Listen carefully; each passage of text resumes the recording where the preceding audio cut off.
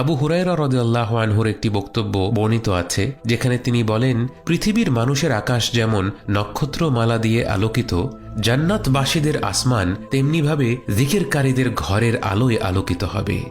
সুবহানাল্লাহ। ওমর বিন আবদুল্লাহ আল মাদানী রাহিমাহুল্লাহ বলেন, কিয়ামতের দিবসে যখন মানুষ প্রতিটি আমলের প্রতিদান দেখতে পাবে, তারা জিকিরের চেয়ে বেশি সওয়াব আর কোনো কিছুতে দেখতে পাবে না, এবং মানুষ তখন আফসোস করে বলবে, জিকিরের চেয়ে সহজ আর কি বা ছিল। সত্যি ভেবে দেখুন, আর কোন আমল আছে যা আপনি শুয়ে বসে দাঁড়িয়ে চলাফেরার সময় কাজের ফাঁকে সব অবস্থায় করতে পারবেন?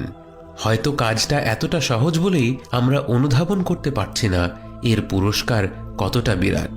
অথচ একভাবে চিন্তা করলে আমাদের গোটা অস্তিত্বের উদ্দেশ্যই হলো জিকির, কারণ জিকির হলো আল্লাহকে স্মরণ করা, তাঁর নৈকট্য লাভ করা।